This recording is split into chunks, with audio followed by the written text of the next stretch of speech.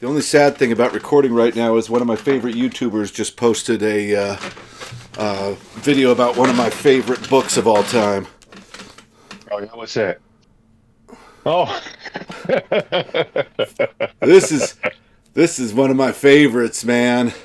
it was such a good book. Yeah, I've got a more obviously a more recent edition that I picked up at probably Barnes and Noble. It was there, and I'm like, oh, cool, cool, cool. So I picked that up, and yeah, it was great. It was so good.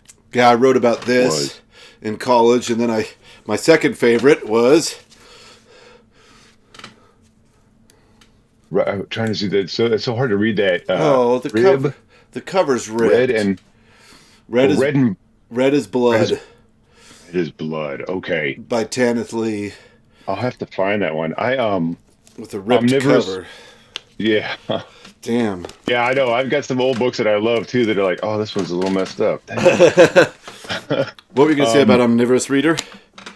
She had did a review on two Tanith Lee novels, "Don't Bite the Sun" and "Drinking Sapphire Wine."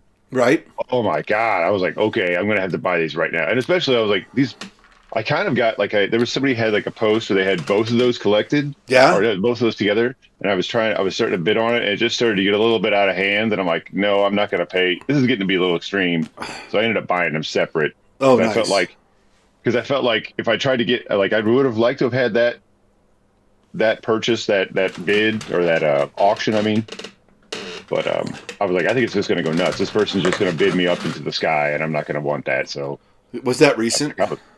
yes. Yeah. They paid probably 55 for those two, I think, because they didn't. Nobody else bid except for us two. So Jesus. I ended up getting the same two books for like just a few dollars less, probably just over 50 right at them, which I thought wasn't too bad. $25 a book, both in really good condition. For I think they're both first editions, although so which was fine. I really like the covers for both too, so I'm excited to get those and those finally show up. Heck yeah. Yeah, I think I have Don't Bite the Sun. If you have the one where she's get like this sort of tiger print bikini, I that do. one is going. That one I think is going for a little bit more. Yeah, that's the DAW. I have quite a Yeah. few Lee in the DAW stuff. No, there was an auction I was watching of Tanith Lee, Knight's Master, and I don't know where it's disappeared to. It was Knight's Master and Death's Master, and it was up to 150 for those two books in the bids. Yeah, it was. I think I've ever seen that too, and they were actively like it was being bid on. It wasn't just posted, and it's like nobody's Yeah, buying that. yeah. Tanith Lee's estate. She passed away, right? Tanith Lee. Mm-hmm. Okay. You know Tanith Lee's estate's happy as crap right now. That's what I'm. Yeah, because somebody was like, "I wish these books were reprinted." I'm like, I know they're out of like everything's out of print, or all those are out of print right now. But I'm like, Yeah. you got to think those guys are scrambling. Like, hurry up, get it back. Yeah, SF Masterworks needs to do a Tanith Lee. Seriously. Anyway, I'm excited to see your Bloody Chamber video. Cool. Yeah, that was a great place to go after that Tanith Lee video.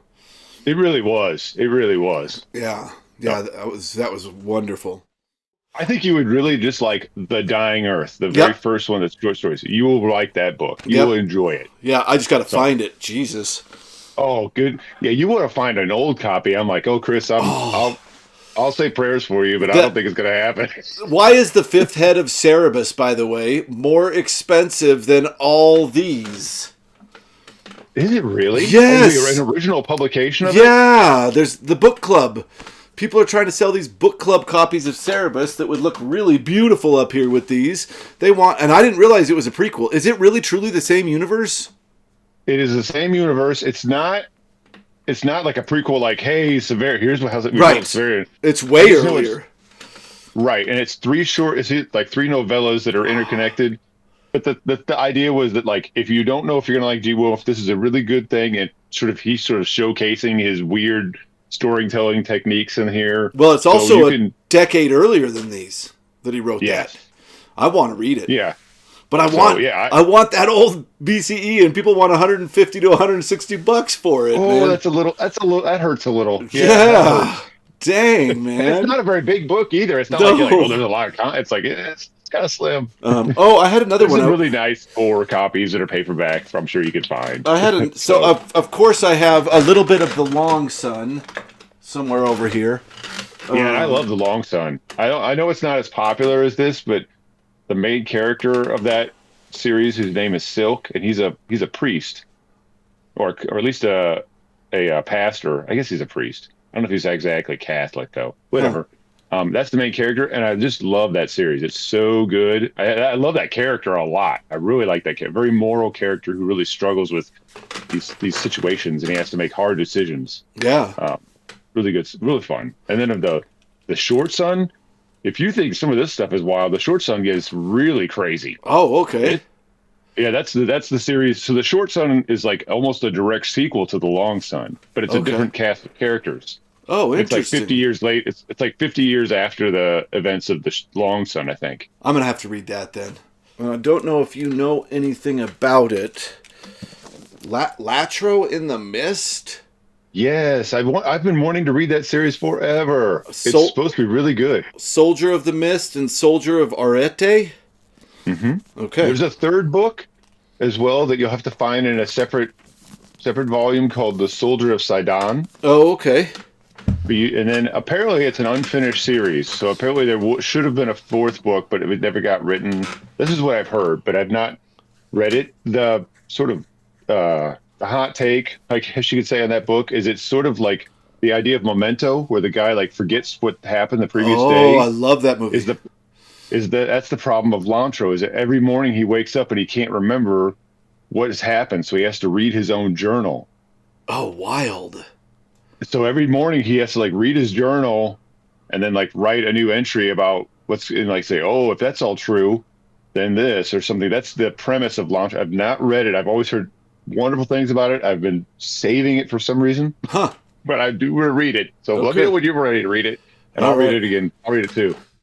Yeah, I think that this is interesting, but I think Gene Wolfe is one of these writers that is one of these extremes. You either love him or hate him. I don't meet many people that are like, it's okay, that have read all 4. They're either like, oh my god, I read all 4 and it blew my mind, or I read the first one and I just couldn't get into it. It's not for me. I didn't like it.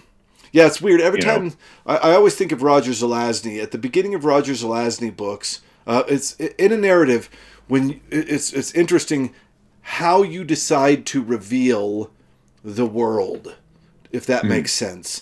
And a lot of science fiction, I think, especially early new wave science fiction, they kind of obscure certain concepts so that you have an aha moment when you realize them later. So you're like, what's all this weird shit going on? And then later in the book, it's explained and you go, aha. Right. Yeah. If you consider Book of the New Sun one book, which I think you should do, I think it's one big-ass book, that moment of things being obscured is 2 freaking books long. Yeah. And so sure. I understand where people are coming from when they're saying this doesn't make any sense, and they have to go 500 pages into this book of not knowing what's going on for stuff to start making sense. This is, in my opinion, a sci-fi book on steroids. The book itself is like Baldanders, right? Just huge. Right. And so that initial moment that most, I think, science fiction and fantasy books have, where we're sitting there going, okay, I don't know what's going on, but eventually the world will be revealed to me, I'm sure, through random exposition. That's very long for these books. And I think that's why people can read it and say, I'm not going to invest 500 pages before I start getting any answers. Some people want answers quicker than that. Whereas others are just like, I don't know, take me along for the ride. And we've already talked about Gene Wolfe definitely takes you for a ride in these. He really does. Right. He throws you off a cliff. What does he say? He throws you off a cliff. He throws you in the car. It's really interesting to me. And I absolutely understand when people say, like Book Pilled did a review on the first one. It was just like, why is this worth my time? And I completely understand his critique of this. I get it. I see where he's coming from. But on the same note, I think that there are people that enjoy that confusion. I'm one of them. I am. Me too. I for really sure. enjoy going along for a ride. And I think if Bookpilled were with us now, he'd say, no, I can go along for a ride. He had a very nuanced, I don't know if you've ever watched his review I of have. book one. I like his. I've not seen his review on this stuff, but I have Yeah. watched this before. I really do enjoy it. It is really good. I'm careful because he was reading a lot of stuff that I wanted to read and talk Right. about, and I didn't want to just watch his thing and then feel like I was just going to provide what he already told, whatever he already said. I'm like, I don't want to do that. So right, but I yeah, be careful what I watch. He definitely has a nuanced way he looks at things, and I haven't seen that his review of this first book in a while, so I don't want to misrepresent it. But if I understand it, it was the same as mine. Of this is a riddle with no answer. What are the keys to this book? Whereas I was like, I can't find him, but let's go. He was like, I can't find him, so what's the damn point? Yeah. Right? And again, I feel like you have to read the entirety of the books because it's just one story. So, yeah, this was, for me, a very, very enjoyable novel because it was the novel where I went, oh, I get it. Where you feel you get paid off. Yeah. Right? Like you said, that you're starting to get those aha moments that you've been like, it's been held out from you for so long. Yeah, this was the waiting first and payment. waiting. Yeah. You finally get it. That's why I normally, when people say they're interested in Gene Wolfe, I'm like, well, I wouldn't recommend reading that book. I wouldn't recommend reading the Book of the New Sun as your first book from Gene Wolfe because it's a lot of commitment to get the payoff. I don't know if I've ever thought about it like that, but because I would say try something much shorter so that you can kind of get that reward earlier and see if you like it, and then you can be more trusting of him as a writer and say, everybody says the series is good. Yeah. Okay, I'll give it a lot more credit and I'll invest a little harder into it because you have to invest kind of a lot. Yeah. To and hope that it's going to be good. Yeah, Gene Wolfe expects a lot of the reader. He really does. Right. If you were to read this series, let's say like somebody ripped the covers off and you didn't know anything about it, and so you just like found it, you had no reviews in this book, you read the first book like, maybe, I don't know, like there's some weird stuff here, but is it really worth something, or is it just like, is it actually pay off later on? The quality of the writing helps because you're like, well, he obviously knows how to write. Yes, his prose is great. Yeah. And there's something here, but is it just like a smoke and mirrors? Is this like Lost, where we're going to make a bunch of mysteries and never answer any of them? Good point. I've used Lost as that example before. Yep. It's really true. It's like, oh, you're so hopeful for Lost. You're like, this is going to be so cool. And you're like, wait a minute, that doesn't make any sense. Yeah, it's weird that you can sit there. Like, you and I could write a book, just sit there and be like, what's the weirdest shit we could put right here? Okay, put that there. But we better have an answer to it. And I feel like Gene Wolfe isn't just saying, what's the weirdest thing? I feel like he had this plotted out. I think he knew the end when he started writing the beginning. Yes. I really do. And that really helps. Because this, I was like, okay, here we go again. I'm going to jump into Gene Wolfe's weirdness. And then this whole time I was reading the book, I was like, this works. I get this. This isn't weird. This is great. This is great. Finally. Yeah. So, what an experience. So far, my favorite of the bunch. But it's weird. I still feel weird saying that because it's like saying this is my favorite part in a story. I can't say this is my favorite book in the series because without the first two, this would be a boring book. And there's some great stuff in the other books too. Stuff I really liked. Yes. Yeah, it's a really strange thing because we keep judging parts of the book. We have to read the entire book. I've seen people call The Earth of the New Sun a sequel, and that makes the most sense to me. It did come much later. Yeah, The Earth of a New Sun is a sequel to this other book, which is called The Book of the New Sun, because The Book of the New Sun is one book. I think I've had to chant that like a mantra throughout all my reading of this, is that this is one book. It's similar, I think, in that sense to Michael McDowell's Blackwater. I don't know if you've ever flirted around No, with it's that on my. book. It's something I definitely want to read. Ooh. Everything about it is like I've got to read this. I I got just to read. ordered the second one because I'm going to be doing that soon. Cool. What a book Well, then that. maybe I'll try and get that first two read. I'd like to have them because I want to watch a review. So maybe I'll try and get those read Yeah, sooner than later. I just ordered the Audible. That one to me. So I'm very picky about what I listen to on Audible. Like for instance, I went to buy Tanith Lee's Nightmaster and read the Mm-hmm. reviews and realized that is a book that I feel like I need to read because the prose is Oh, absolutely beautiful. And do you want me to mail you my copy when you want to just read mine no, instead of buying something outrageous? I have both of the ones you have. Oh, okay. Yeah, I have both the ones you have. Those hardbounds with the omnibuses. Yeah, I have both those. Okay, cool. So I'm gonna. I was worried that you were now looking. I'm like, oh, that sucks. No, I just I It was such always a long time. I always have to pick what I'm gonna do on Audible, because I like to listen while I drive as well. Mm-hmm. So I went looking and realized that Blackwater is probably one of the best choices for Audible. So if you're interested, one credit gets you all 6 books. Oh, is it really that many? Oh, that's awesome. Yeah, it's 30 hours for all 6 books, and one credit does it. Sweet. And it's apparently a great narrator, and that book is reading it is like somebody's telling you a story. So having it read to you would be easy. So I've ordered the second book. I don't think I'm going to order any more of those books. I'm just going to listen to it on Audible. That's just going to be what I do for Audible for the next little while, is just listen to Blackwater, because, and I'm thinking of even starting back with book 1, just doing it again, because I mean it's incredible. And it's think, what was that one that you talked about that you really like? Lonesome Dove. Okay. Lonesome Dove with just a good little shaking of Cthulhu in there. What's the Shadows over Innsmouth? Yeah. Right, that's the one. It is insanely fun. It really is. It is a family epic. It is a generational epic with a little bit of cosmic, or not even cosmic, but Cthulhu-esque horror thrown in there.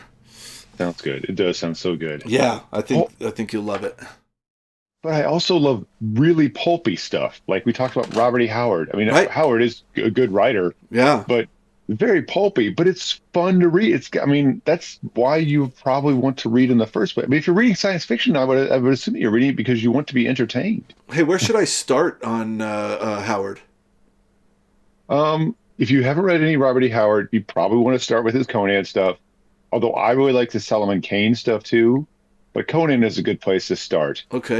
You know what? If you haven't read anything of Robert E. Howard, I think you might really you've seen Conan the movie, Of course, stuff, right? and the second one, I loved him. Yeah. Yeah, I love it too. Yeah. So you don't need a background about who Conan is. No. Not that you really would need it anyways. No. So one of my favorite Conan stories is a very early Conan story, and you have to remember too, the Conan stories are told like Out of order. There's no real clear idea as to chronologically where a lot of them happened. They're just kind of like nebulous. But it's a very early in Conan's career. It's called The Tower of the Elephant. Let me write this down. If you can find that short story, that's a really good one to start with. That's where I'll start, man. The Tower. But if you need to buy a collection, I know that there's an Audible collection of it. The Coming of Conan. This one. The Coming of still see my Conan. screen. Okay.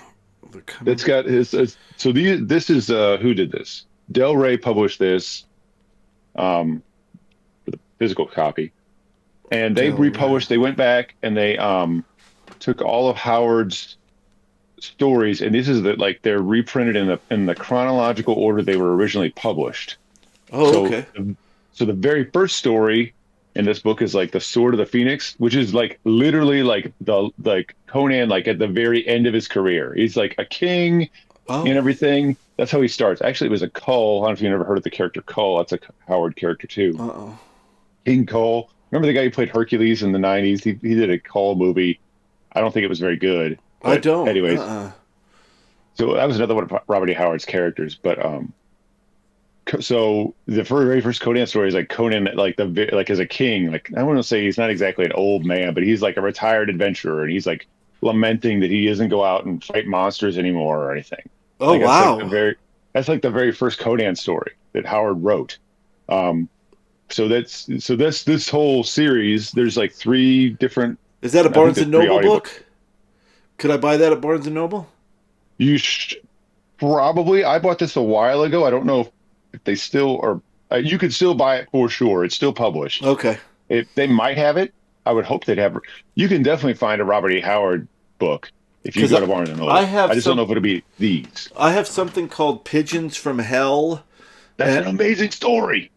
Yeah, I have that, and then I have another one that is a Conan novel. It's not short stories. Right, Robert E. Howard. Yeah, let me go grab it. Hold on. Like the Hour of the Dragon, maybe. Hour of the Dragon. That's it exactly. I think it's the only actual novel. Yeah, I have that as well. Those are the only. I think these audiobook collections, because it So I might have to buy that collection. yeah, so there's three of them. Boy, this book must have sat in my car or something. This one's rough. Oh boy.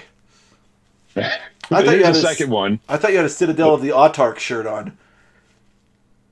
No, I don't. It's a Citadel of Fire Judges Guild. It's an old D&D. Also, they have these. If you could find it, these had these really great Gary Gianni illustrations. What about Frazetta? Frazetta. So Frazetta is really There's a documentary about him on Prime, by the way. Oh, I bet you that's good. It's good. Yeah, but he's probably the reason that we read not the reason, but he's the reason that Conan had such a huge resurgence. They claim he's the reason that we read Howard.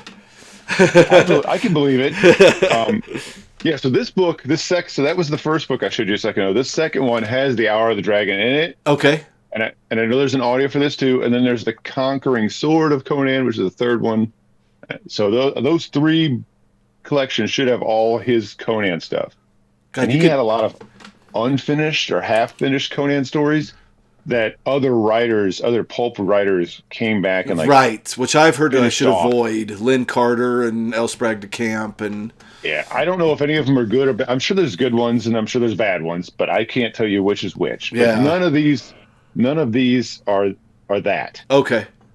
None of these are that. I'm gonna go look at Barnes and Noble. In some of them, so you get to try them out, see oh, he was going this direction. I mean, so many people on BookTube talk about Robert E. Howard. I mean, it's insane. Like everybody that reads him is like, I didn't know what I was going to think of this, and I freaking loved it. It's intense.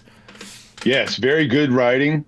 Very fun. Let me think here. Oh, so very adventure-y, very action-y, but it's great. Pigeons from Hell is a really great. I meant to make a video on that a couple months ago, but it didn't. No, I really like the Conan stories, but then he wrote Solomon Kane, who's kind of like a Puritan character. I really like that character a lot. And Howard wrote some really good horror stories, like really good. Nice. He's got a couple about there's a werewolf story he wrote. I can't remember. So there was this TV show called Werewolf, and it was like a horror TV show, hour long. It was kind of it isn't the same tone, but it's kind of like the Incredible Hulk. It has kind of a thing. So he's like a werewolf and he's trying to find the master werewolf that turned him into a werewolf. Right. And that's what every episode is, him sort of either trying to run from, run from the people who think he killed his best friend, or trying to find this master werewolf. And so it's like, you can't buy it. Wow. They never did anything else with it, or something, they never re-released it. They just hold on to it. It's pretty cool. It's not bad. I thought oh, how is my, you think you remember it, be like, I haven't seen that in a long time. Is it actually worth my time? Actually, it's pretty good. It's actually pretty good. It's very much 90s TV. Do you remember where in Futurama when Bender becomes a werecar? Oh, I think I do. And he has to kill the original Source to stop turning into an evil car at night. I wonder if if that's a connection to that show. That's interesting. Because I've got two of the hardbacks. I've got the second hardback after yours. Yeah, I have that one too. Oh, good. The Okay. one has the woman on the front of it or whatever dancing. Yeah. Yeah, but it's funny. Um, If you turn them around, they have yeah. each other's covers on either side. Yeah. So here's volume one, and this is volume Yep. two. Yep. And then if you flip them over, or yeah, I flip. Well, let me flip them. All right. So it's like that. Yeah. So it's kind of weird. It's like I remember looking. I'm like, wait, is that right? I'm like, oh yeah, that's weird. Okay. Yeah. Anybody? I don't know. If I put this on the channel, anybody out there watching, hold on to your Tanith Lee, because Yeah, for sure. I don't know what's going on, because eBay, they've all been bought, and it was all in the last 3 days. And I really got to say that the thumbnail I used for that video I just put up and the one for the old Tanith Lee, the art, the guy who did the art for that, I can't remember his name. I had to look up who it was to find that image. His art is gorgeous, and those covers he did for those Tanith Lee books, like he did. I know he's done the Night's Master, Death's Master, and Delusion's Master. They are just gorgeous covers, like so good. Those All are, his art, like it's like that. you think they're the old DAW covers? Oh no, this is more recent. It's Oh, just okay. like sort of like the more recent one has this giant, like looks like an eagle kind of looking down on this young girl. That's like the thumbnail for my older Lee video, and the one I just put up is like this sort of like woman in like a red dress, sort of her arms are kind of blurry and Yeah. everything. Yeah, Yeah. that's the recent art. I don't know when those editions are, but those covers are gorgeous. Yeah. I mean, Seriously. but I don't even know if those are available. Yeah. Yeah. Yeah. It's true.